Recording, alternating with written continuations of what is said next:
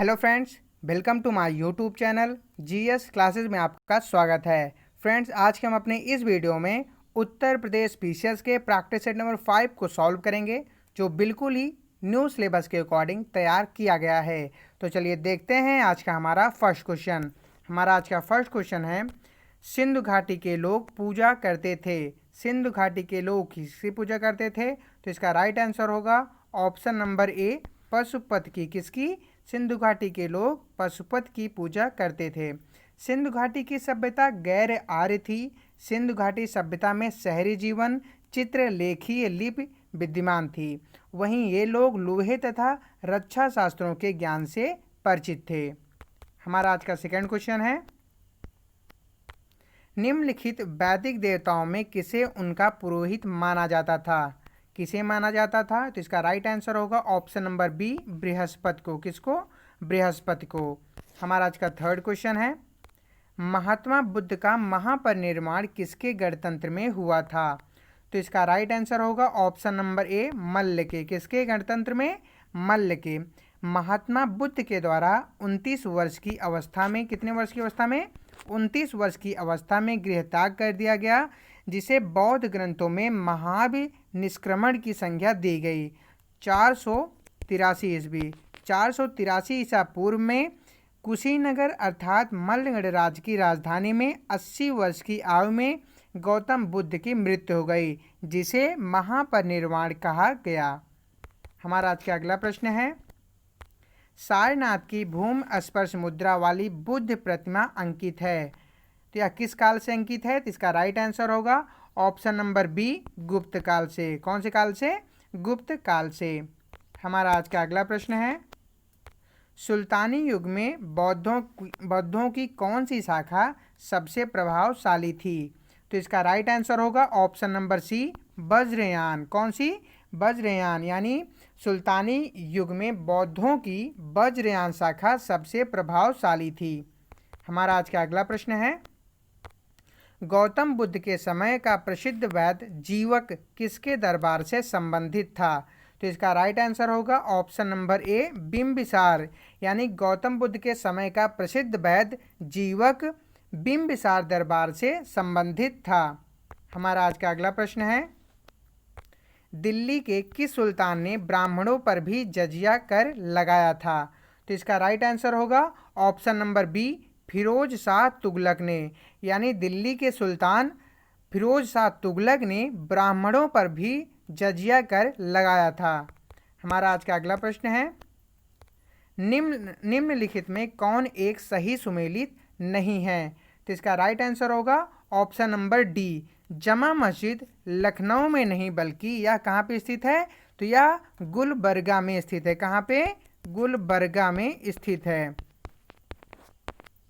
और वहीं कुवल अल इस्लाम मस्जिद दिल्ली में स्थित है, अटाला मस्जिद जौनपुर और जहाज महल मलावा में स्थित है। तो इसका राइट आंसर होगा ऑप्शन नंबर डी, जमा मस्जिद लखनऊ में नहीं बल्कि यह गुलबर्गा में स्थित है।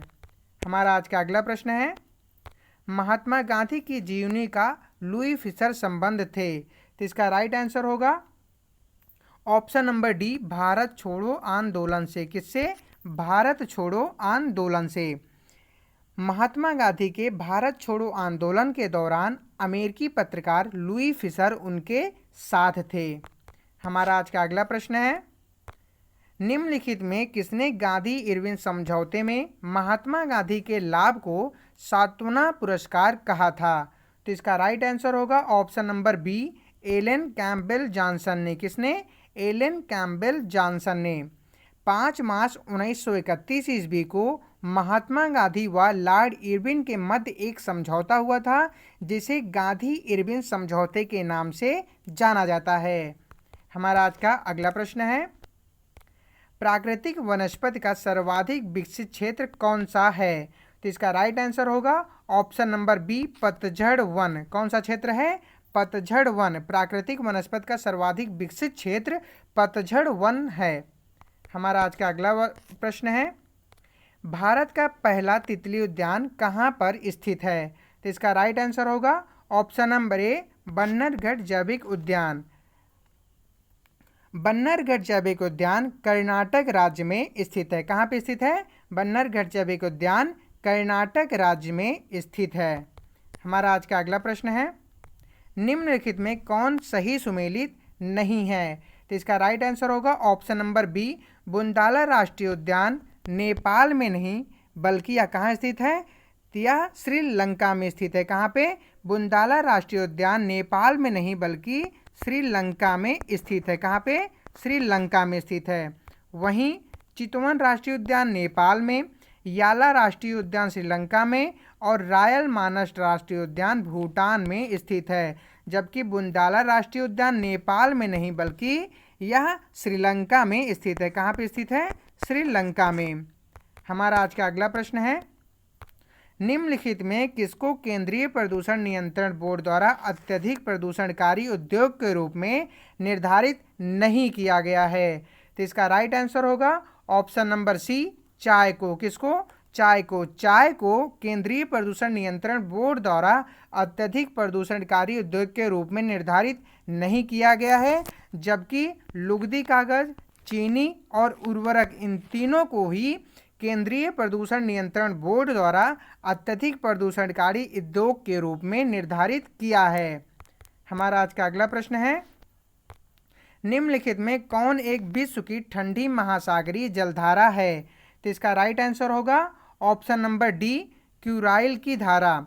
क्यूराइल की धारा क्यूराइल की धारा विश्व की एक ठंडी महासागरीय जलधारा है। वहीं फ्लोरिडा की धारा, रेनेल की धारा और क्यूरेशियो की धारा, ये तीनों ही धाराएं गर्म समुद्री जलधाराएं हैं।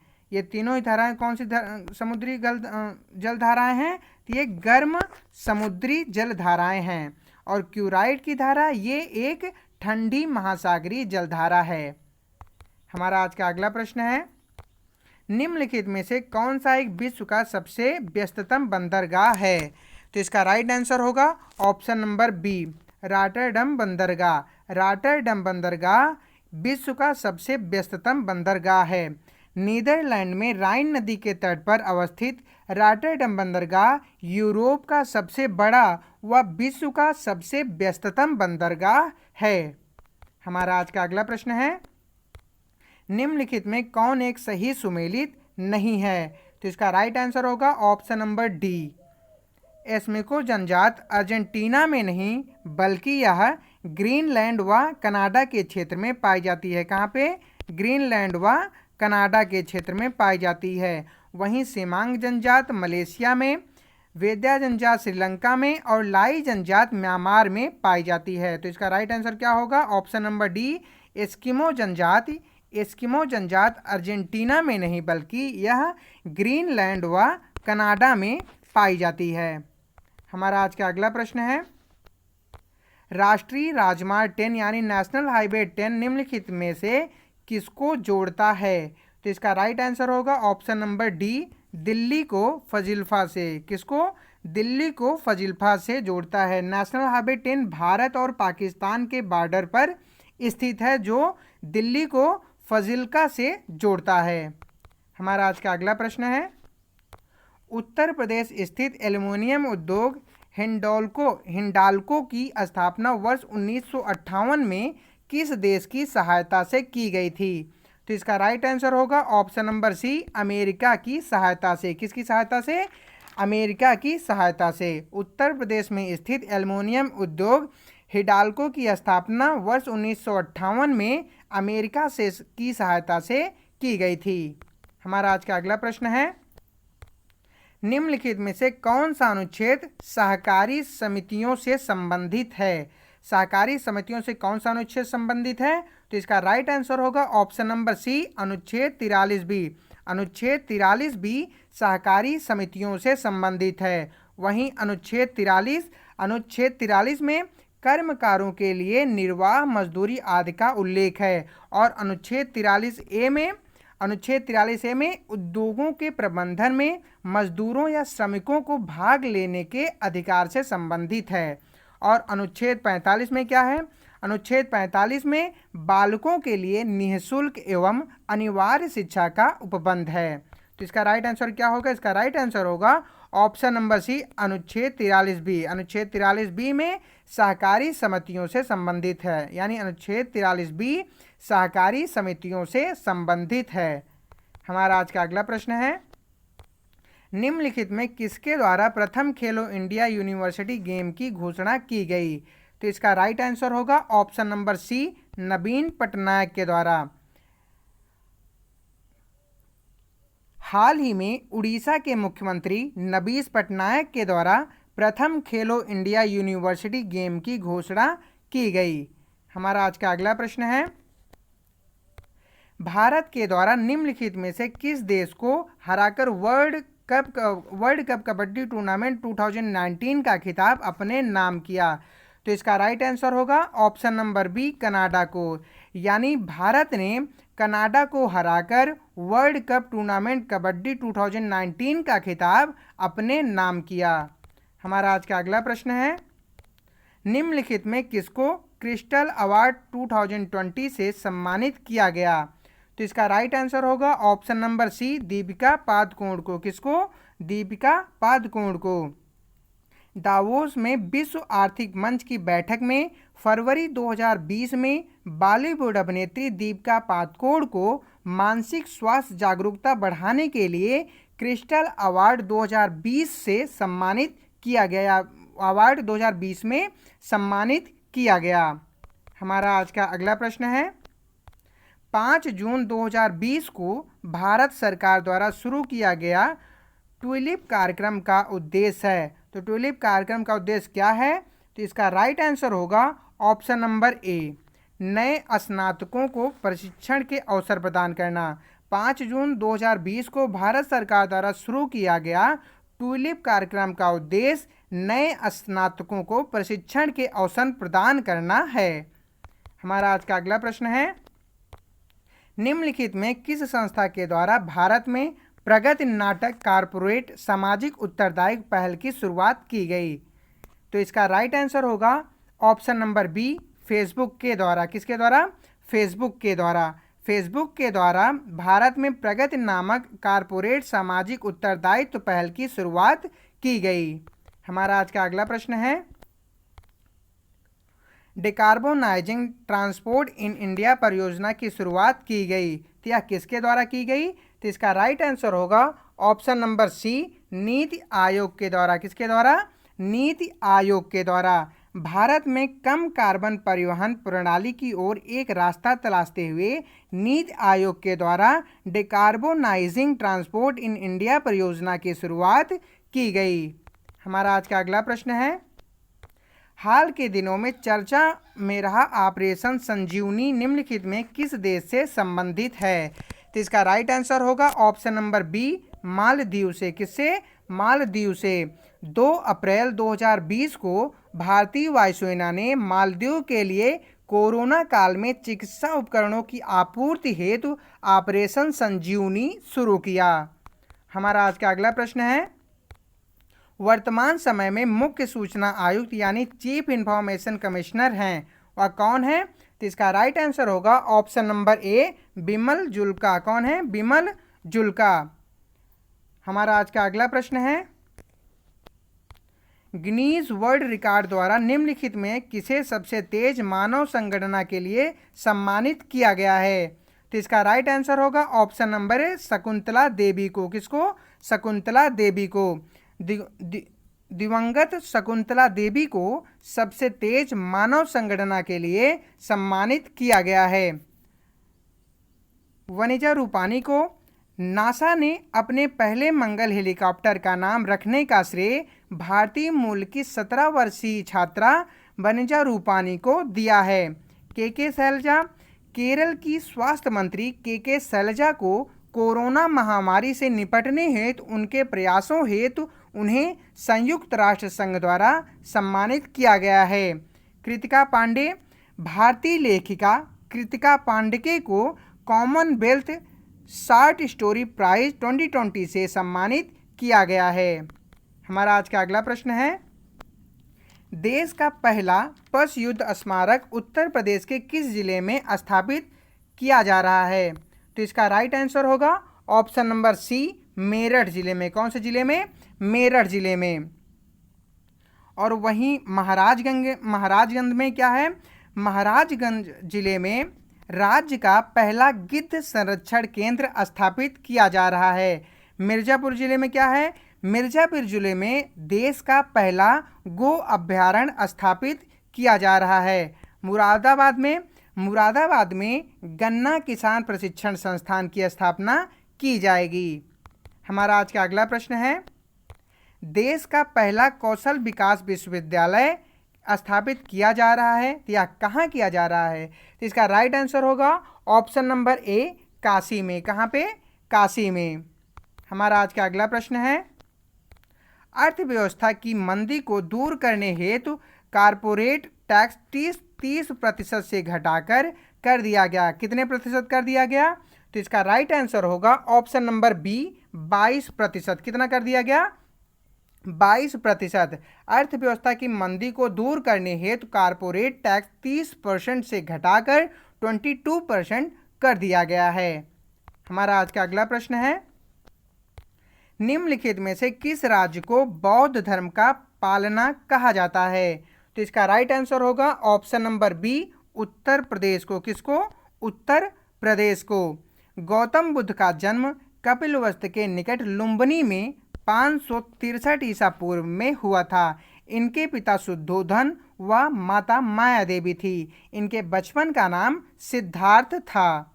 हमारा आज का अगला प्रश्न है, निम्नलिखित में कौन सा स्थान जैन ग्रंथों के अनुसार आदिनाथ सहित 5 तीर्थंकरों की जन्मभूमि है? तो इसका राइट आंसर होगा ऑप्शन नंबर सी, अयोध्या। कौन सी जन्मभूमि में? यह अयोध्या है। जैन ग्रंथों के अनुसार आदिनाथ सहित 5 तीर्थंकर ऋषभदेव, अजीतनाथ, अभिनंदननाथ, सुमितनाथ तथा अनंतनाथ का जन्म अयोध्या में हुआ था। हमारा आज का अगला प्रश्न है, उत्तर प्रदेश सरकार द्वारा मुख्यमंत्री सामूहिक विवाह योजना शुरू किया गया। सामूहिक विवाह हेतु न्यूनतम जोड़ा अनिवार्य है।